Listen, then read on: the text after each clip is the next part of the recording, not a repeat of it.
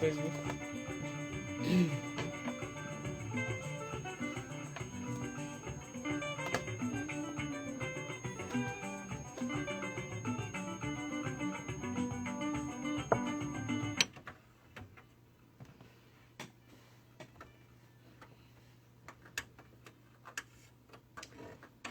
Ekene mundaba anyị esi unu ndewo na mgbede a.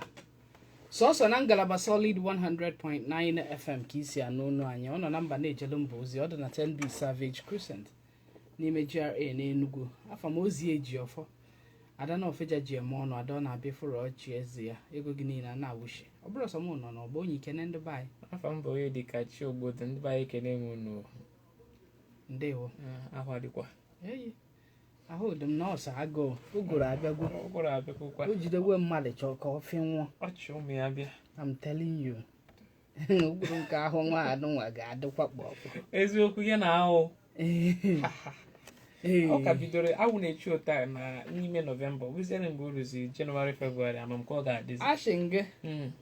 Ịdị ụgụrụ nke anụnwa shi otu afọ tagbo na-emeghe eme a under 1 week. Eziokwu. Kata emego m na-ejide. Njide. Ọma na-asị climate change fụ na ihe niile. Nke o chenjiri adịchata. Mgbe mmiri zokwara mmiri chọọ dịka mmiri a ga-egbuzi mmadụ. Ọ bụghị obere ihe. Wee na-ekene ndị niile na-akwa ozu n'izu ụka na-asị na ọ ya agazi ọfụma.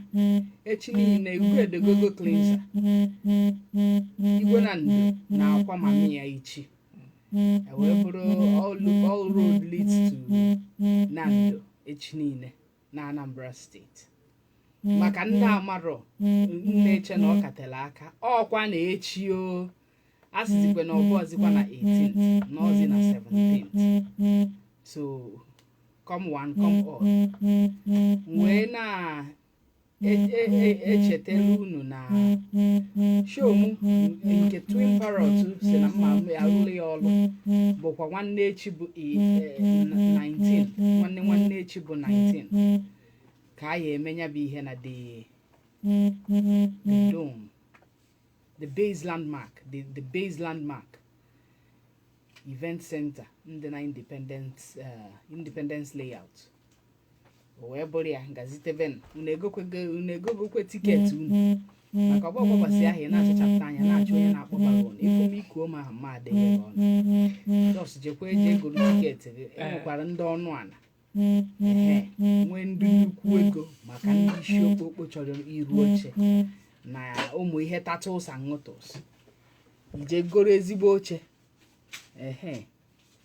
onye nke a sịkwa the weather will be good for us. I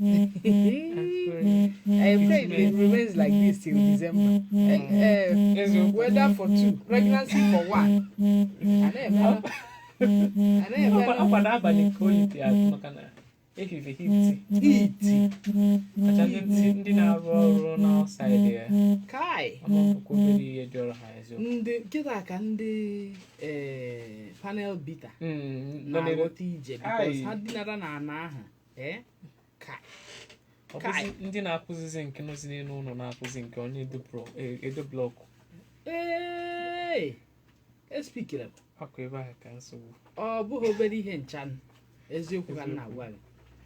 Ọ bụkwa obere ihe ndị be anyị cheta na ị na-egekwa na-abịala gị kwa Tuesdays ọbụla ma ọ kụọ elekere 5 ruo mgbe ọ kụrụ elekere 6 o ruo ụbọchị Wednesday ọ kụọ elekere 4 anyị emebi ya o jiri ọkara gata elekere 5 anyị akwụsị ya. Mụ na Ogbuọja ndị Igbo kwesịrị ịnọ ụbọchị Tuesday mana ha agbago m alụkwaghịm. Mụ na Chiziani kwesịrị ịnọ ụbọchị Wednesday mana ọ gbakwuru m alụkwaghịm. Ya bụ mụ na ndị m fụrụ anya na-anọzi onye dịkachi echi niile mụ na Amaka anọdụ abụzi m nnọọ dịka akwụna na-akpa nkata na redio. Tata mụ na onye a anọdụ nwanne echi mụ na onye ọzọ anọdụ nwanne Monday mụ na Ogbuọja anọdụ Tuesday Sọma anọdụ Wednesday mụ na onye dịkachi anọdụ Thursday mụ na Amaka anọdụ Friday Chidimma nwere ike kpọnye Tuesday Chidimma kpọnyere nke nya so anọghị m sọ m nya ịhụ ha na ezigbo nsogbu dị. Eziokwu. Okay. A na-emenụ anyị bido ya na-akọ tata. Ị na-egekwa o ama m na ị na-ege udebe agbado agwụgwọ amaghị mma ya aba na ewa ịghọtago ma ọ ka nagwo agbado ọ nagwo so anyị nwere ike apagharị egwu apagharị ọnọdụ na-ewa ka ya abazi na ya kịta mebi wita ero anụ anyị na-atanite ewa na-atanite anụ owe dịka a na-eme nke abụọzi nke pidi akpatụrụ ya baba n'ọkwa APC ashunu hafụ mmadụ ka o jee zuru ike unu a na-adị ya nịga ya bịa wuru prezident baba amazikwa pati ọ nọ na ya gọvanọ Tinubu emeghekwana ihe a na-akọ ọ maazịkwenu pati ọ nọ na ya unu na-adị ya nịga ofu ụbọchị ọ dara unu ahafịa ọ dara unu na steji unu ahafịa ọ bụkwa njakịrị ọ bụkwa eziokwu maka na mụ ọbụla ncheta na 2023 na n'okwa possibility hai eziokwu obi mmafu ifu di nọọsụ na obi na ha na continue from achievement of we build on Buhari's achievements Ke ifu na ihe emego experience for the past 7 years. Guess what? Okay, mana anyị nwere ike na-eme ihe a ka egwuregwu Tinubu achịwa. Of course, ọkwa ka na-ekwu eta na there's a possibility because ihe ọnwụ na kara onye dị ka Tinubu obi gọvanọ ahụ o were na-azọ isi ike shege na my turn ọ bụkwa ihe egwu achịtaba n'aka agba agbara ya n'afa na dibeshi afa ahụ na ọ naghị ekwu eziokwu anything ọbụla Canada man obi ọgwụgo na his real age afterwo 80 something years his real age na ha equip out ọ gwara ya bụ because of age ya na onwe ebudu mgbe age ha anaghị akụnaga azụ ibe ha na-aka nka mana mba ha na-adị young ha nya bicycle taa eche ha anya trolley nwanne eche ha anya keke na pep nwanne ha n'enu just nwee ndidi ka abịa we will build on Buhari's achievement or past governor Tinubu na-ekwu okwu anọ wee bụrụ ya hafụ na nwoke a ka o zuo ike unu anaghị anụ ọ bụrụ ya wụ di m unu gbuoro m di m ma agwa unu ezigbo ọnụ ya because na onwego age mmadụ ga-awụ ruo unu ama na this person neediri ezigbote ezumike na-enweghị ihe onwe enweghị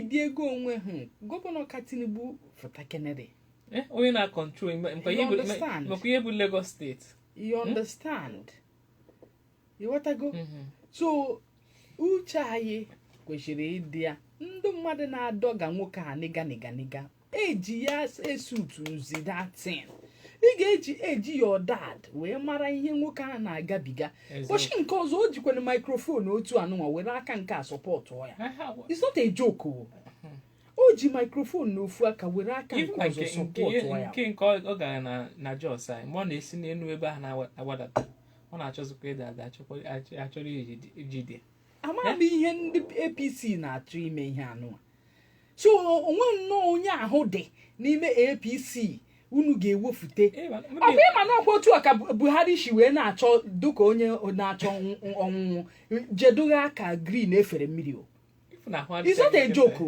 otu a kịta anụnwa ị hụrụ gọvanọ Tinubu na-eme ihe anụnwa otu a ka ọ dị General Buhari shi eme mgbe ọ na-eme campaign anyị iche na ọnwụwagwo onwekwe na onye ma ji na-eche ụmụ otu aka ọ ga-adị ya ewe president na-aman live Nigeria mgbe ọbụla nọ na London otu aka nke a ga-adị na emeje check-up mụrụ na nọrọ ebe a nụnwa emepa claim o bidogodi check-up na aka bidobedo ebido okay ọkwụnụ ma how many months bubu nọrọ n'obodo oyibo ebe a na-agbanwe ya ọ ka natara na okay n'izu ụka anụnwa gara aga Prince Charles na-asị ya na ọ dị ka iwu ụlọ na mgbe ahụ je na London si na-ewe okwa n'ụkwana maka na mgbe ọbụla ọ nọ London agbanwechi nwe onwe ya mụ na unu anọrọ ebe a kọcha ọnụ our health care system adịrọ mma n'obodo a na-ejepụ na-enwere ezigbo health care ịghọtago na-ejepụ na-enweta health care Boko Haram anọdụ atụchi ha na aka ha bọmbụ ezuru ụmụazị mmadụ eje edebe ebe sọ ha anara nsọ ka ochie sọ ha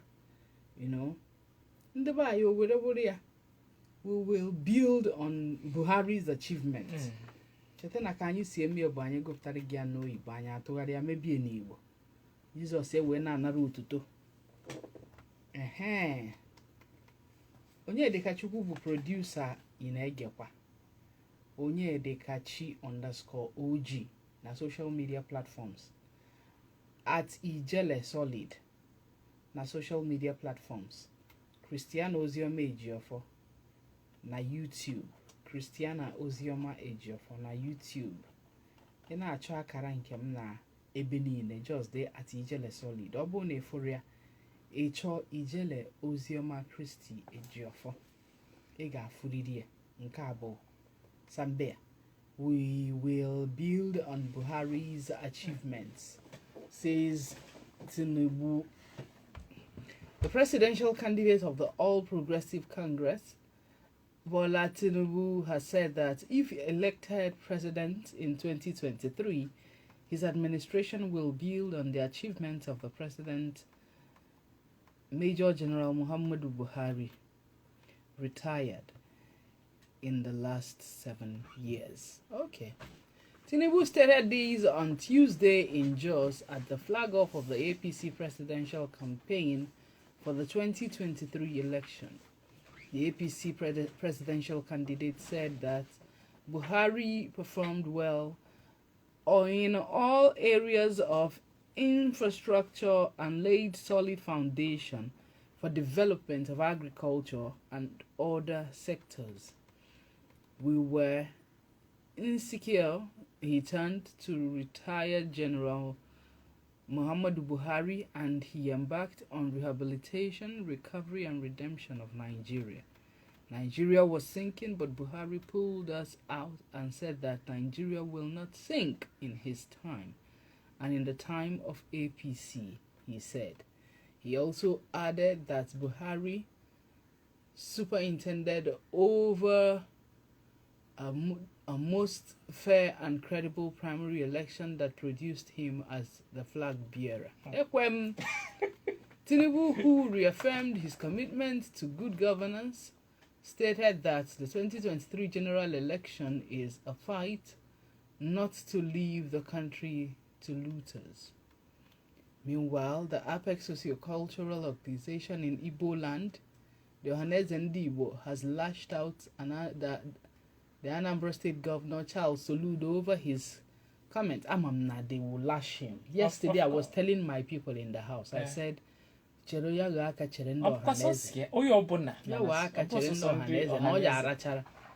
yes, you can air your view, you can air your mind, but you don't tarnish people's image very deliberately as a sitting governor.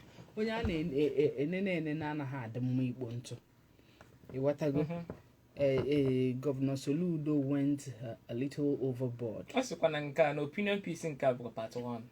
Okay. Part 1 no one was credit.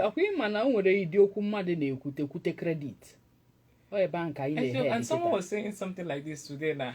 Nia would kick us his second term in the game second term. But he might go know a one-term governor if he's not careful. Yeah, that's what it is. An assumption. You see, time are past when we would come on the radio and paint words because of anything.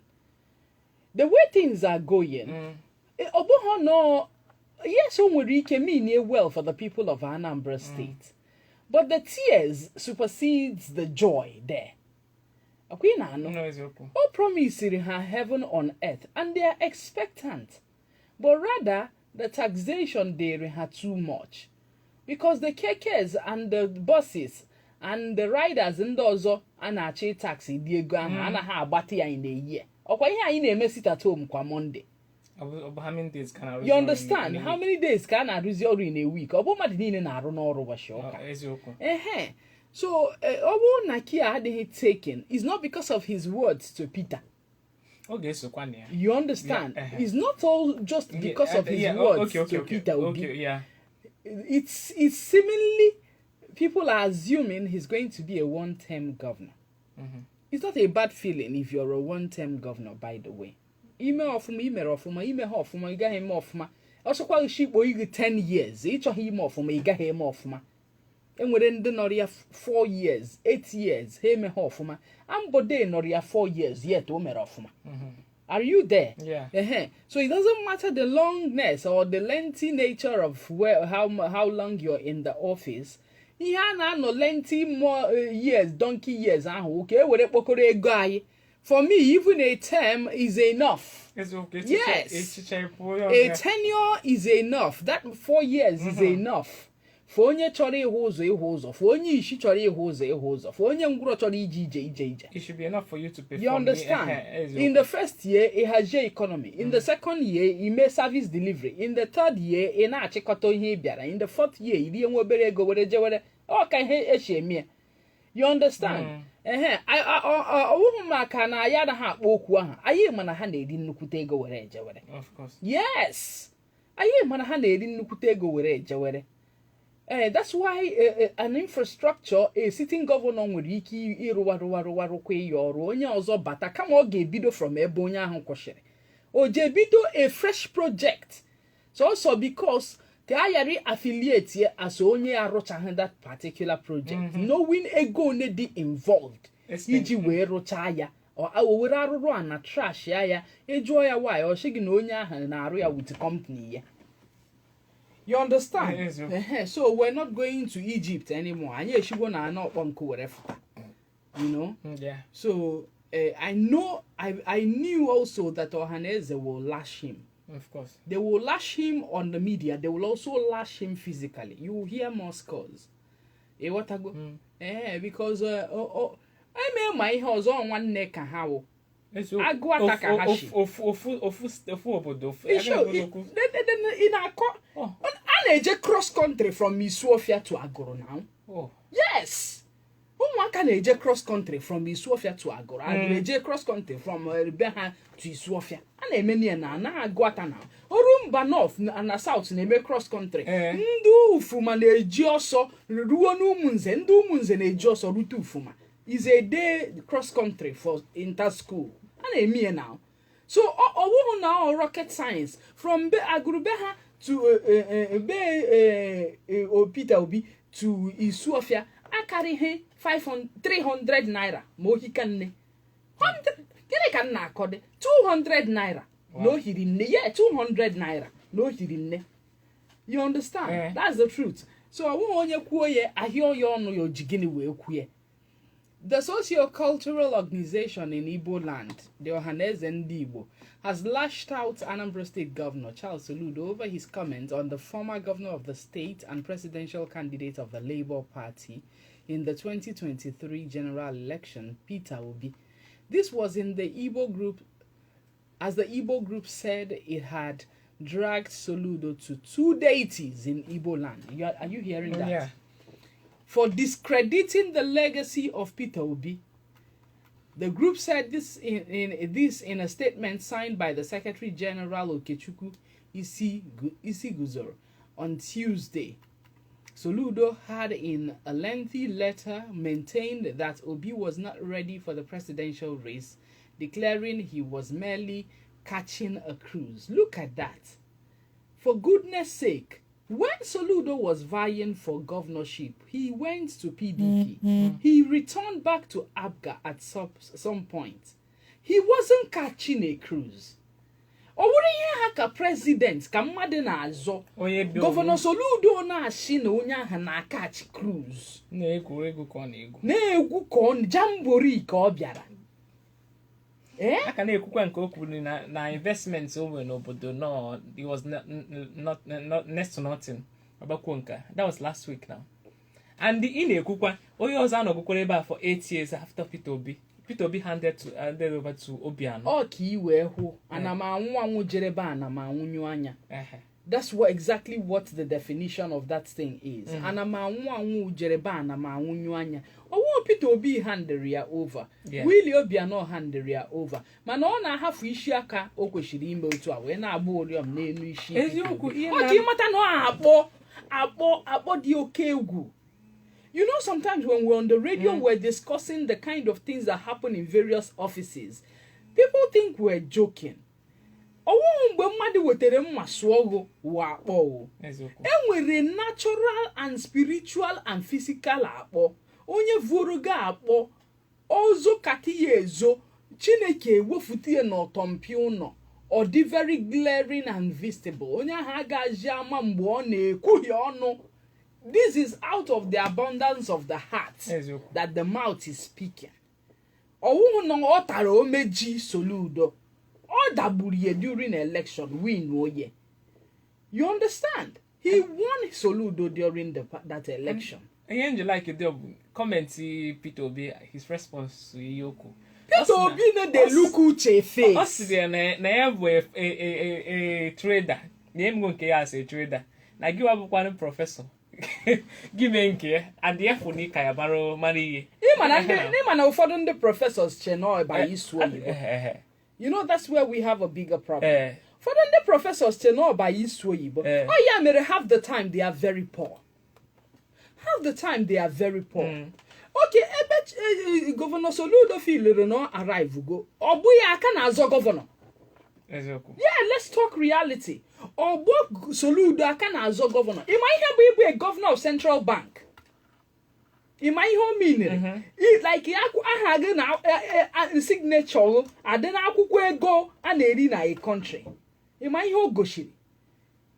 Ọ na-achọ gịnị na governor.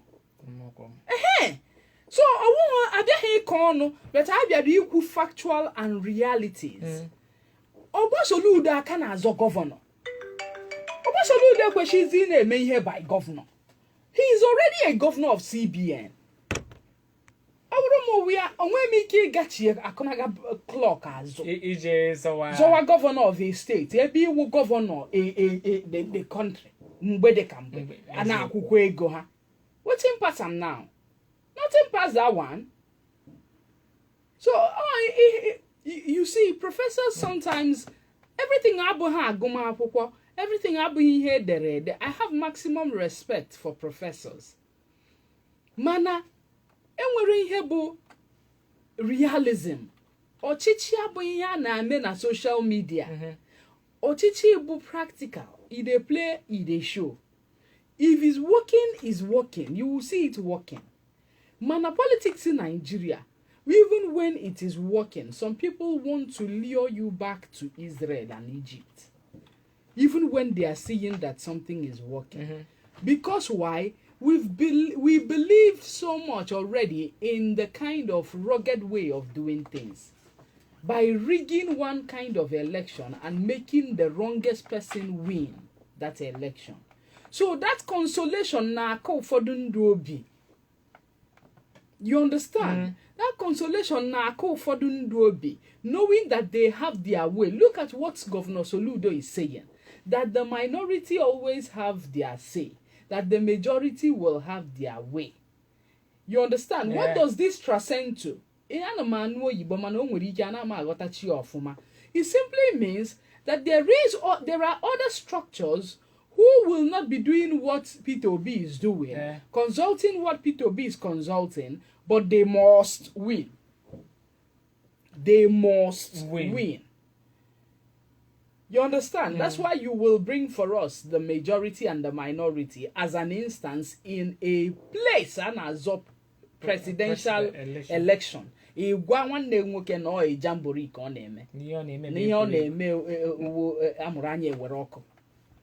You understand? So ata ndị ọhaneze ma ọ bụrụ na ha nye ya nwajai. Even ma ndị gọvanọ steeti ọzọ adịkwudi maka Peter Obi ka ndị Igbo eziokwu ya ka na-eme from Umahi to Mbaka to Soludo. Awatara m eziokwu. Ndị be anyị na-aka akọjọ nke anyị karịa nke ndị ọzọ. Ịma why? Nkwa a na-ekwe ha na Abuja dị too much. And they tell you this thing. Nkwa na-ekwe ha ma ha nọdụ na this round table with ndị isi okpokpo ndị ugwu na ndị Yoruba dị too much. But ha ma nọ nkwa na-ekwe nwaanyị n'enu akwa na ọ dịghị visible. Asị na n'onye nke achịcha. Ọ dịghị visible. Na ọ ga-enye ndị Igbo. Ha kpachapụrụ igwe ndị Igbo jee enwe meeting. When they were natara ka ha jechara meeting ahụ gịnị mere ha? They started dying one by one. Enwere ihe mere ha jere rie anụ enyi ma ọ bụrụ sewa ka ha bidoro nwụshishiwa gịnị mere ma ọkadigbo nwanne ha gịnị onwere ihe mere. So nkwa na-ekwe ha na-adị bogus. Ha bịazie ha filu na ọ bụ nene n'oge ọ dị visible. Ha ma na ọ bụghị eziokwu na ha ma na ịdị greedy. Ha ma na ịlaikiri ego. Ha ma na ịbụ a sell out, and you can sell out at the given provocation and they will use you to achieve a given aim. Ị chọrọ ịgwa m na ọwụ na ihe dịka na ana Yoruba ma na ugwu ka ha bọstụrụ ịdị ihe ahụ ha bọstụrụ bụ Igbo ho. Okay, man, emechara m inye Igbo ho compensation. Yeah. You remember?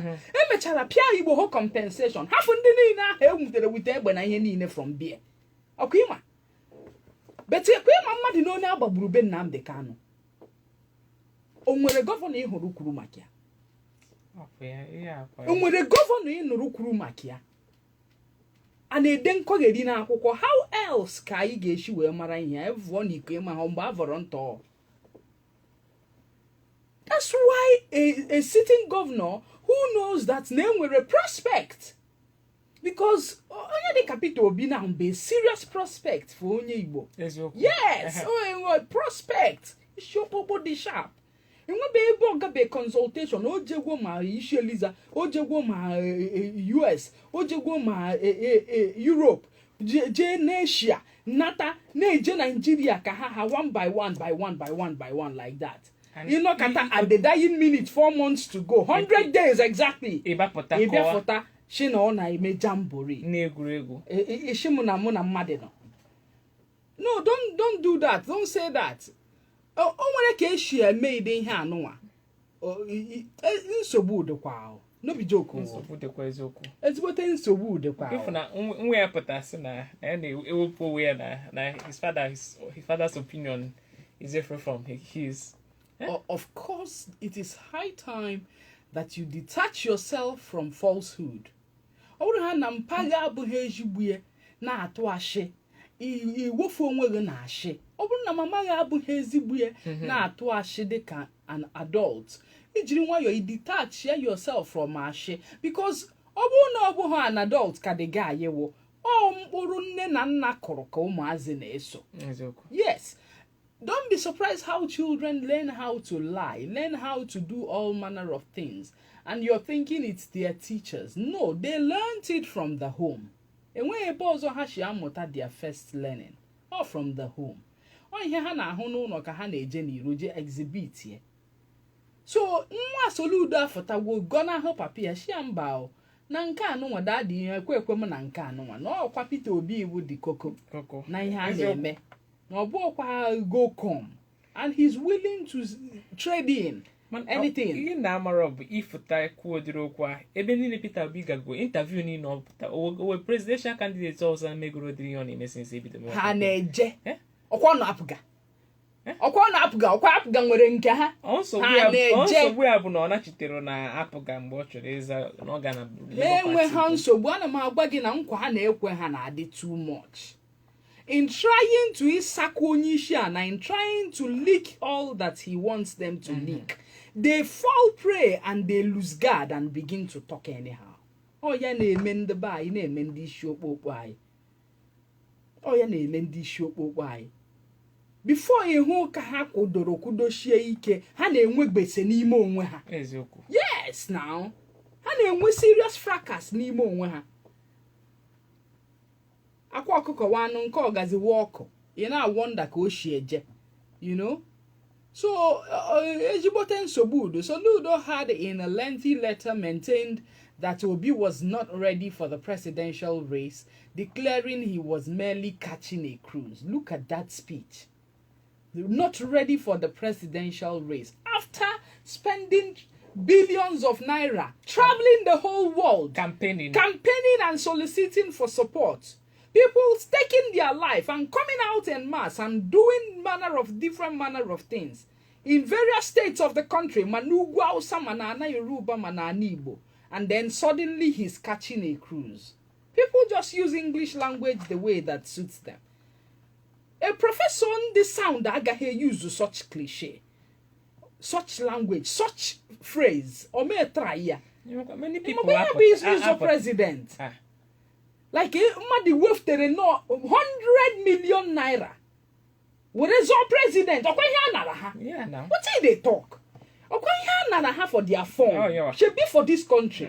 About to go form now. About to go form na PDP before see na PDP ga PDP may nke ha 50 something 40 something 40 something million. APC may nke ha 100 million. We see about habaye na. You know? Yeah, she from PDP jewara nwa onwe ya je na party ọzọ je no dan. Ndị 100 million na akwunite. Anọrọ ebe a na-agụ ya 1 2 3 4 kwa Bukola ha sochakwa ya. So people like Bukola self, you guys know na be catch cruise, abi? You don't even get respect if you talk that kind of thing. You cannot say that to a presidential candidate that has bought the form. Also, we are 0 naira. Now, under a political party, it's not only an insult to the presidential candidate, it's also an insult to the political party. Of course. Then an insult to people wasting their time assuming campaigning for the same person. Because he had no mere the dicey. Ọwụrụ na ndị mmadụ a trust to go soludo such like Nnamdi Kanu. Ya make this statement. And when you get back at the guy, we know. Yes, that's what it is. And then that's this is early for his political career. Who cares about that? For him as a person, for him as a governor, last year so it's too early. Onye na-achọ ije fan politically a na-ekwu okwu jee ne ka ishi na ugwu anya eshiri onye bịara n'ịnọ na politics mma na ọ na-achọ ka this aspiration of political aspiration ya dị lengthy gafa anaghị ekwu okwu too much anaghị ekwu okwu anyhow onweghị ihe ị ga-ashị na ugwu anya eshiri. But I na-agụ ya every morning, afternoon, evening. Onwe ihe ọ na-arụ n'Enugu State. Nwata na okenye na-ekwu otu aha. You understand? But ị gaghị anọkọta n'ebe ugwu anyị sheghe ma ọ saa gị okwu ma ọ nyeghị reason o jighị rụ o ji rụ ime anụ ya. So ị gaghị ejide ugwu Lawrence ugwu anyị otu as gọvanọ Enugu State shi na o meghị ihe ọjọọ. Ọ ikwucha ibe abeghị ikwucha ọsọ gị kpọọ ya mama Enugu ikwucha ibe abeghị ọsọ kpọọ ya papa Enugu ikwucha ibe abeghị ihe ha anụ ebe ọ sara gị asa ihe ha anụ ebe ọchịchị ji echụwa gị ihe ha anụ ebe ọchịchị ji egbu oru ihe ha anụ ebe ọchị na ochepụta ya ka ọ hụ onye na-ekwu ihe ahụ na social media jụghị ese ihe ọ sọrọ were ọnụ nya dị rough n'okie.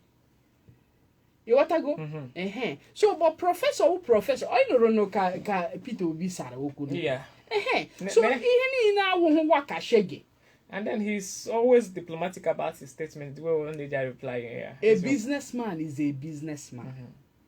A businessman agwagwo na maachigwo anwagomo.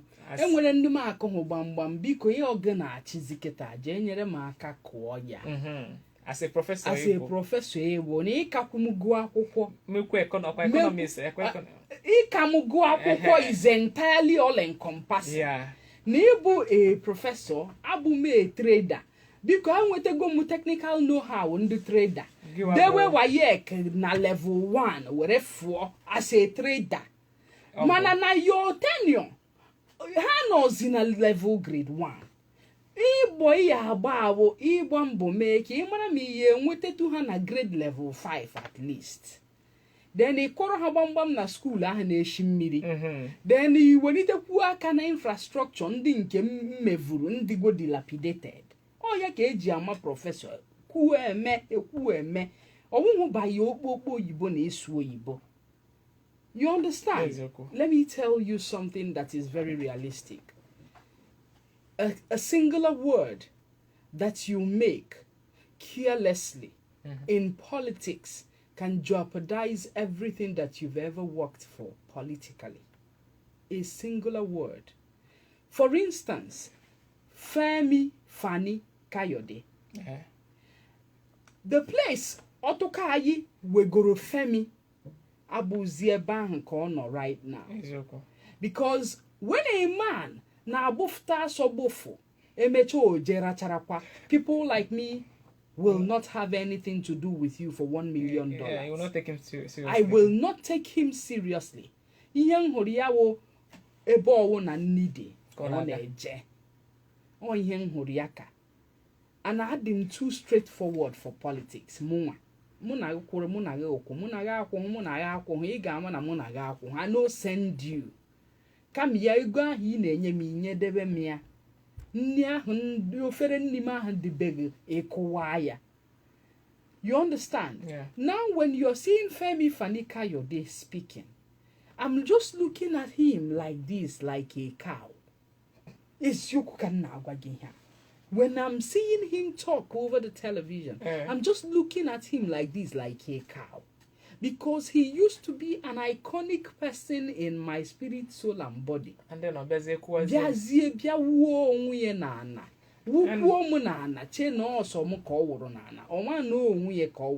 he can never be relevant again. He will never be relevant again. At all. Nigeria. That's how life is. Don't joke. Too much talk. No joke. Oh. Never say never. Oh. Na politics is a very serious game done by serious-minded people. And are very vindictive and that's why when they see you once, in another 10 years they will say, no, I know this person. Or they can magnet, and I wonder. You understand? Yeah. So that's what it is. If Professor Charles Soludo is going to be careful, what the early? He's only 1 year old now. Not into his government. Yes. Yeah. Ọkwachundego odumeje ebe ahụ ọ na-achọ ka demolish ye. Aka nwere ihe eji ebe ahụ me now. What you they talk? E nwere ihe eji ebe ahụ demolish ahụ me. Ị ka na-anụ nkụ ya. Ekwesịrị ọwụ na ụzọ na achọrọ ịrụ pedestal. Ya rụọ pedestrian road, ọ bụrụ ụzọ. Ọ bụrụ na ọ bridge amarakwa ya. You understand? Yeah. So, ndaboro, the tax. Just I don't like the wave that is going around Anambra. I simply do not like it so much. I simply do not like it so much. Chetena Yahaya Bello once had this kind of drama, but Yahaya Bello wasn't talking. His own style. Come on, I iji Maria mgbe first 10 year old no ji ndị ọrụ ụgwọ. Ji ndị ha ụgwọ were ego ha na-atachasha tii na bank ya na-amụrụ ya ego. Ya jide ndị ọrụ ya ụgwọ na-arụ ọrụ na steeti. Till anyị itiwe bebe before ya wee kwụọ ụgwọ ọnwa. You understand? The same thing with him. Ọ na-ekwu okwu, ọ na-aba m na ntị nke a, ọ na-eshi m na ntị nke a n'afọ. Because a na-ama ahụ ya as a very truthful man. You understand? Yes, okay. That's the way it is. And onwere come and dinner mmadụ na achụ nkịta na nshima na ọchọghị iri. You understand? Yeah. When you tell somebody like Peter Obi man on one name, I'm going to go na transportation have from village onya to village onya. Gwago na eji okwu eji. Same state again, yes. The same local government.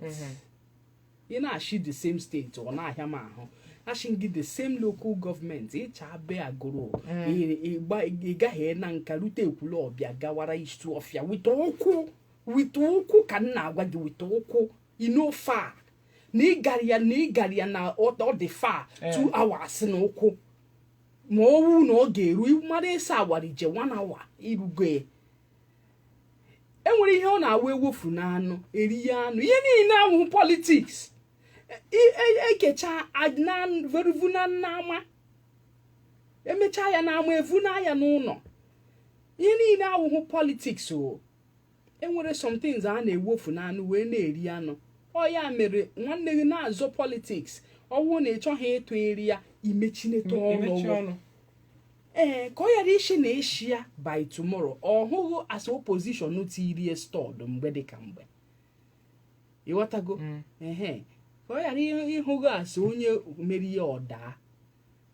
So that's what it is. But in the statement, Ohanaeze said, Ndi Igbo have dragged Governor Soludo to the two famous divinities and deities, Chokoleze in Mbise and Ubino Babe in Arochukwu. Look at that. These two deities,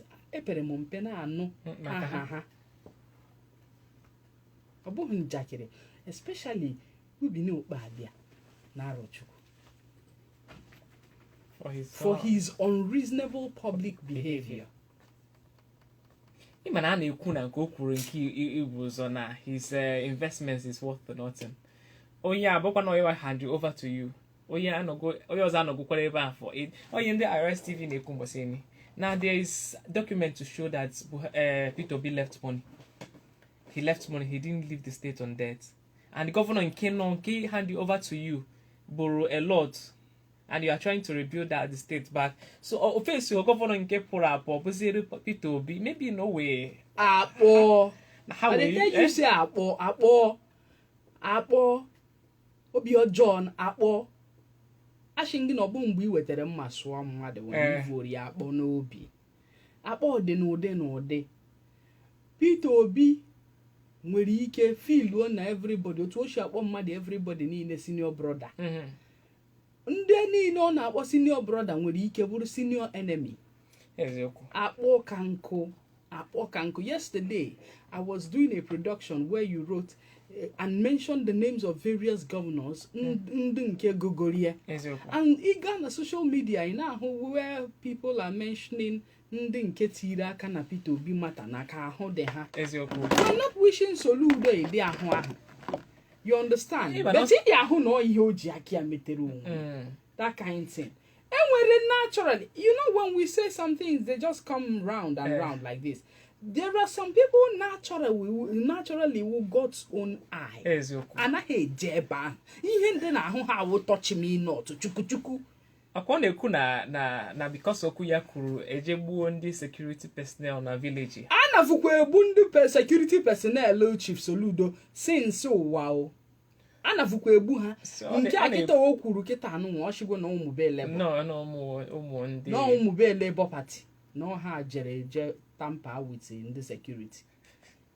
Anyị na-ayọ biko shi ebuzine ndị security anyị na ndị ahụ ụmụnne mmadụ, ndị dị mmadụ, wụrụ ụmụ nwanne mmadụ. Tampering with their souls, anaghị adị m mma ma nna agụfti ya na news. Seriously. Ka anyị rigodo adụduo onwe anyị in that regard. Biko, unu ebuchine ndị security operatives anyị. Amakwa m onye gburu nwanne were na-akpụ ụra filoro na orijugo ahụ. Ịkwụkọ anụ nwee nkwe ihe iriri o. Seriously. Anyị ka na-akpa maka nsogbu dịara anyị n'ala Igbo, maka ezigbote nsogbu dị n'ala Igbo anyị. What's your take on Tinubu build on Buhari's achievement? Nke ahụ godo ajụjụ chọrọ azịza. Onye echeteghị aha pati ye na-echeta achievement. Ya bụ ajụjụ chọrọ azịza. Unu ga-agwa m ya kedu ihe unu lo maka Governor Tinubu build on Buhari's achievement. Of course, Buhari has done a lot, even though a lot also are hanging undone under his dispensation. Yeah. Yes. Owu onye kwuo ya George Genekwu. Ohanaeze si na ha akpụfugo Soludo na Ochokoleze na Mbise na Ubino Okpabi na Arochukwu for unreasonable public behavior on a exhibit. O nwere ike odegwo chapter 1 of the book. Yeah, that's not part 1 of his piece. Ede chapter 2. Mana mara na mmadụ nwere ike iji aka ya dete ihe ji egbu ya. What in you they talk? You did not kill people where person now. We onye Nigeria. Kede ebe Soludo de were yi ume. They don't kill guys where person now. You know zikwe n'obodo a. Ma Abacha nwụọ. Ebe oshi na ona ha anu ihe, ona ha ekwe party adịghị n'ahịa. Ebu nwụọ ye. E hụrụ ịdị ọnwụ nwụrụ bụ Abacha ahụ. Kedu onye nwe mere aka je n'elu ụwa ndị mmadụ kpọpụrụ champagne na-enwe obi aṅụrị mgbe ọ nwụrụ ka Abacha. Mana mgbe Abacha ihe ịdị ngala ọnụ a. There was food, guy. The only thing we were lacking was freedom of expression and speech. you even had your freedom of worship. Nobody sent you. So also here lacking no freedom after speech. And the security was tight there. What you they talk? Bana ben now. You be issue with here. Can there be issue with the ebe? Can there be issue with here? So we have men who have died on stuffs like this. So onwere ike chapter 1, na chapter 2. I would be they were a Bible ka ye jetiri he jide chapter 2. I were in aka ka ige emetu ya. Imetu ha ya na aka I jewara nwe gị ihe. Ana achọ ihe buru. You understand? So that's what it is. Don't write because you can write, Your Excellency. Write and please be rational. Be reasonable. Remember home. Remember the state of the country. Remember your brother. Be your brother's keeper. Remember the pen is mightier than the sword. Write wisely. Write for posterity's sake so that children who are reading will understand your meanings. Don't write because you're trying to be vindictive or trying to prove a point or trying to revisit a past stuff. Just write.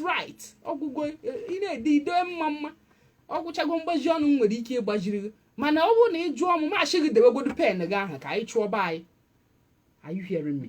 Ma agbaziere go onu dị ka governor. Shigi nna o. Dewe godu pen ga na pencil aha ka ichu godu ihe na eme na bai. Na ihe na eme na bai dị too much. It's not anything right. Go to state in achi. No be something where they write for pen and paper na eme na bai. As you go no you nata nega support to. You want to go? Support to Peter Obi. Gini ya no kwano for party. For goodness sake. Ị na aka na achọ ka ọ bata n'ime Abga. Otu osakwuru akwụshe debe eze otu akịta anụ maka ga-eshi mmie welcome n'ime Abga were kwe hafụ party ye na Labour were baa n'ime Abga iche na ọmaghị ihe Abga is not a sellable party for the northern Nigeria ọwụ onye kwuo ya ahịa ya ọnụ the man can be in Abga but ọ hụ na-ego anya hụ na ọ bụghị na steeti niile ka Abga nwere structure and na ndị ugwu ahụgo Abga as a party for the Igbos, a party under Ojukwu. And so here I have to be so diplomatic he about had to move and not mingle to go and double himself into Abga. And they made him Abga eba. Hafuni anya zuzucha. You understand? Yeah. Yes, I will say hafuni anya zuzucha o zuzucha anya amaro oke mma n'uri obu. Then we would say yes, we've tried. But not when we're trying to try. Some people are not stored. Imago, you stored. Negodu muntorobia ni shebe ni afota ki kporo jamboree. Na ha na-egwu na ha enweghị structure. Capacity ndị nne na ndị nna n'one na-atụ vote. But ndị ụmụ ntorobịa anụnwa ji agrema were ego ha ti were ndụ ha nye were ihe niile ha ji azụ ahịa na ndị na-arụ ọrụ na-eme campaign na-eme rally. Ekwesịrị happy na maka na odiri ya aka mebiri before. Nwanne nke gị na-eme ịdị rally ahụ. Ị ga-agwa m ego one Soludo spendere wee mee campaign. Ka iche na o so na ndị anyị no dey give shishi. Also obi iwu anyị no dey give shishi. Imo ego one ọ ga-evu ndị Abga. Onye kwuo ya ahịa ọya ọnụ. Afụcha na onye ọnwụ na gahere ogwe ashiji n'ogwe gbajie. Because o nwere ike irigowe you need ya ogwe ahụ na ọwụ na eredatawa. That's the way life has made it be. So people should not pride themselves in cheating the world after they've succeeded in one thing or the other. So ndị be anyị ka m bịakwa na ọwụ na nzụcha ahịa ka anyị na-aga n'iru ma ọ bụrụ na oge ka dị. Ekene m.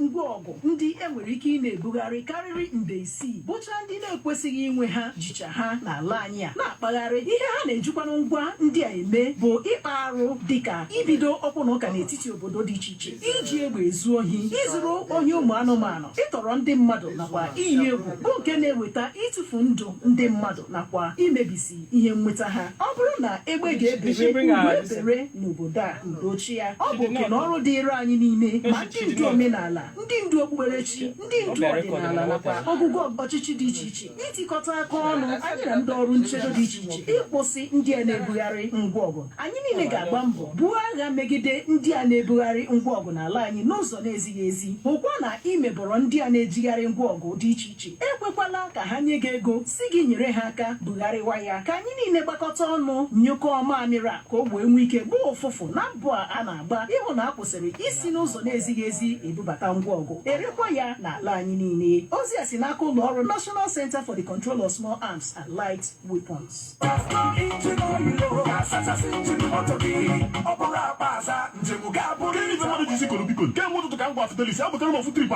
till now, I've won Fidelis.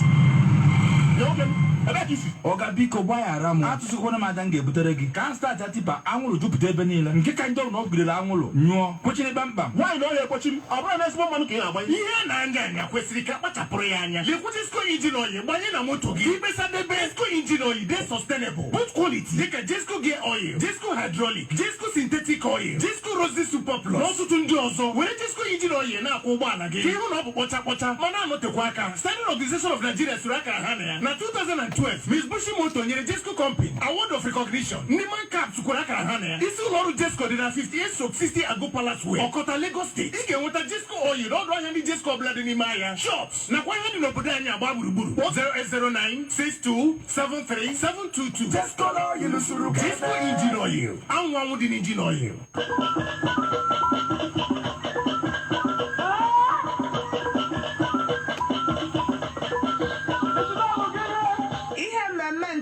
mara ndị be anyị nwụ Ojiriva Ulu Abụọ awụchikwa n'ụlọ mgbasa ozi Solid 100.9 FM nke a gala abịara ụkwa Wednesday ma o jiri ọkara gaa elekere 5 nke mgbede. Ịnyawa ntị mgba ihe alụ ekwu Ojiriva Ulu Abụọ ka ọ ahatọ nyawo iwu onye achị inyi akpụgaeze ọlụ ugwu ọba nwụkwan Ojioban ihe ewe ọmarịta ohere eweftere ka ewe kọwafta ihe ndị ahụ eji mara ndị oji ihe ọwụla ihe eme ịkọrọkọ ọhalaeze mara maka dịka igosi ngwa ahịa oriri na ọṅụṅụ echichi akwamozu. Ojiriva Ulu Abụọ na-eme ka ọha mara maka nkwado gbado Ojiriva na 08037730814 Ojiriva Ojiriva Ulu Abụọ.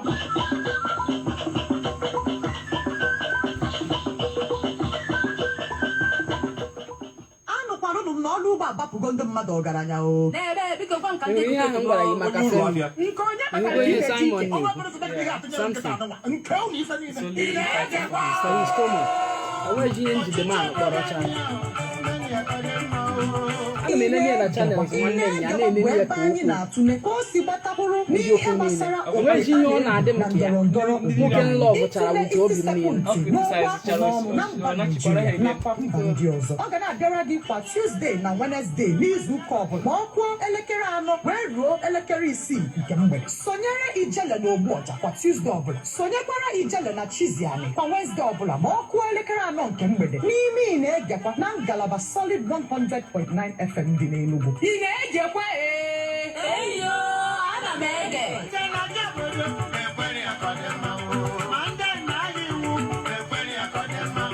Onwekwa ndị na-enye m stars ebe ahụ.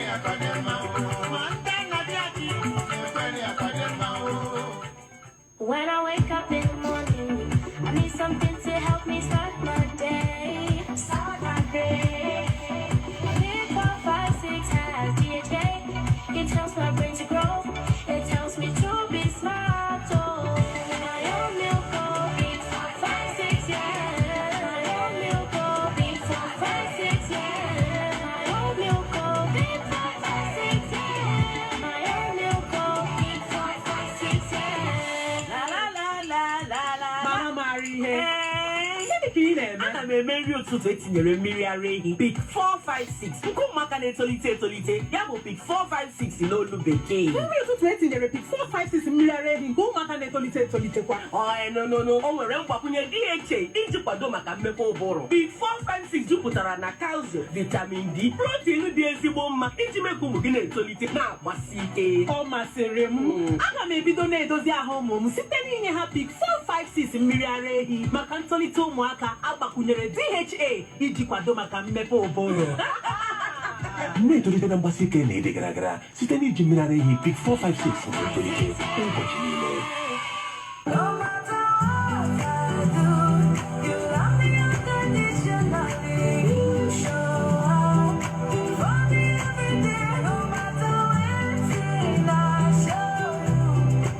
Mother's love is unconditional. Nothing serves this love better than a bowl of Indomie. So, show some love with Indomie.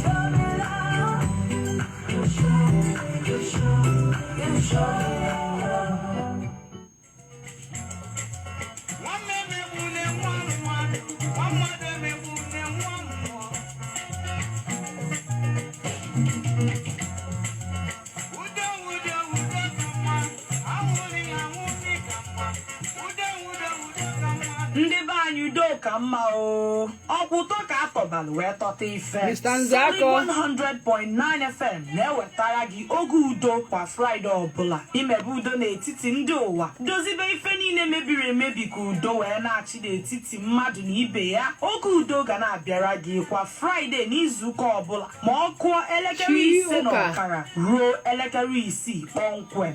Ya mere sonyeru na anyị n'oge udo ka anyị were ndidi na-eso ife ụwa. Udo na-achị n'etiti anyị niile. Zitere anyị afa gị, akara ekwentị na afọ onye ị chọrọ isi ndo n'ekwentị 07015504002. Ọzọkwa 07015504002. Ka anyị nyere gị aka kpọọ onye ahụ si ya ndo n'ihe i mere ya ma mekwa udo n'etiti unu. Oge udo na Solid 100.9 FM. Udo Chibanụ.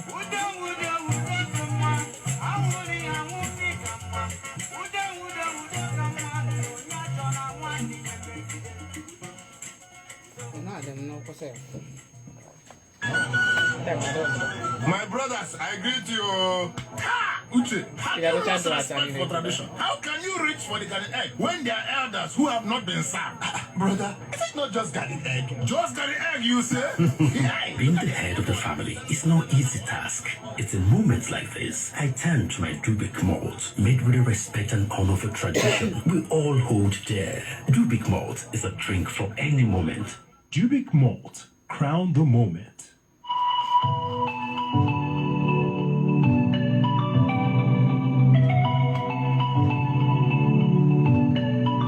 Smart businessmen and women consider quality of platform and reach in deciding where to place their arts and commercials. And this is because the market is where the people are, and Solid 100.9 FM is where the action is. Come, let's do business. Let's help you promote your business and brand. Let's amplify your efforts and increase your return on investment.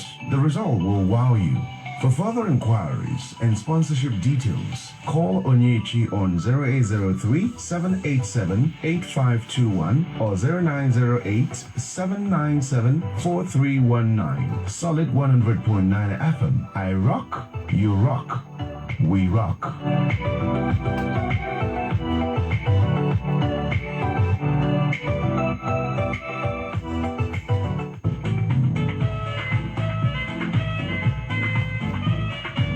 The Advertising Regulatory Council of Nigeria, Akron, invites you to its Political Advertising Stakeholders Forum titled Political Advertising in Nigeria, Regulations, Compliance and Enforcement. Really? That's great. Join us at Landmark Hotel, 4 Welu Street, D-Line, Port Harcourt. Date, Thursday, November 3, 2022. Time, 10 a.m. Come and be enlightened on the laws, guiding principles of advertising as it relates to political campaigns and consequences of non-compliance and violations of the law on political advertising. Admission is free. Political advertising. Be compliant. Advertising Council of Nigeria, ensuring ethical advertising and marketing communications in Nigeria. It's your boy Z0 aka Swagbag aka BBGG aka Obelo Juku. You guys, Hero is 10 years old. I'm happy, I'm super excited, and I want to thank you all for your support. Without you guys, we will not come this far. I'm making everybody. Join fellow heroes to win in the Hero Let's Break Collab promo by Hero. Look under the crown, text the code to 20050 and win instant airtime from September to November. Terms and conditions apply. Ụtụtụ ọma. Ụtụtụ ọma. Ụtụtụ ọma.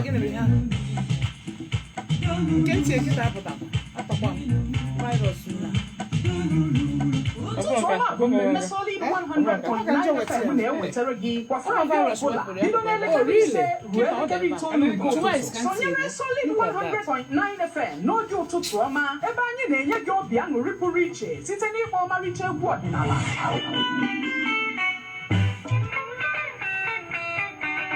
Ịtapị okwu akpụ n'ọnụ kwa ụbọchị. Anụkwara ụnụ m n'ọnụ ụgbọ agbapụgo ndị mmadụ ọgaranya o. N'ebe biko gwa nka ndị ekote eko m. Onye uru abịa. Nke onye kpatara ka ị na-eji ike. Ọnwa ekpere sọdọ ihe atụnyere m nkịta anụnwa. Nke ụlọ ife niile. A na-ibubata gị n'ama egwuregwu ka anyị gwa gị ka o si ada.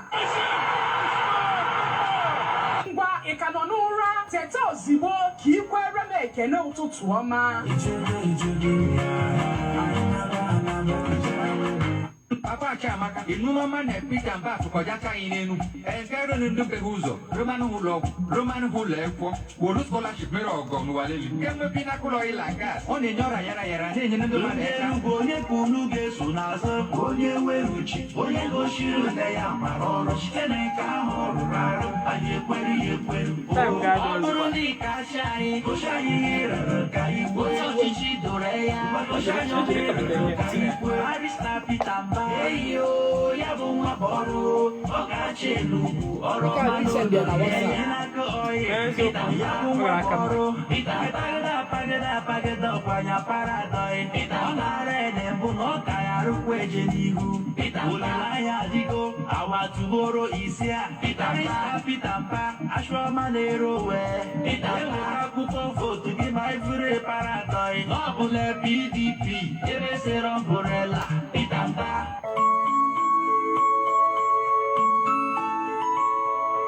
Oh, what fun it is to win in the Lush Hair Braids to Millions promo!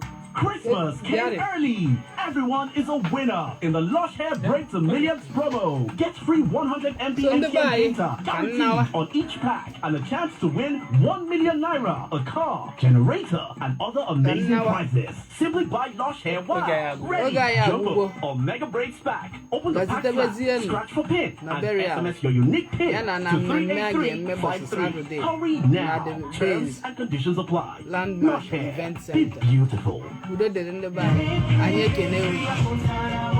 Anyị ekene unu rinne si unu ya dịrị unu n'ezi mma afa mba oziọma eji ọfada na ọfịja ji eme na adọ na bifọchi eze ego gị niile awụchie ọmụ na onye edekachi obodo na ebe anyị unu at onye edekachi _OG at ijele solid ịbịa na YouTube Christian oziọma eji ọfọ obi a na-adị m mma klikie notification button ọ dị m mma ịbịa na Facebook page m inye m stars ọ na-amakwa mma asị m unu udo dịrị unu daalụ unu rinne ekene m unu.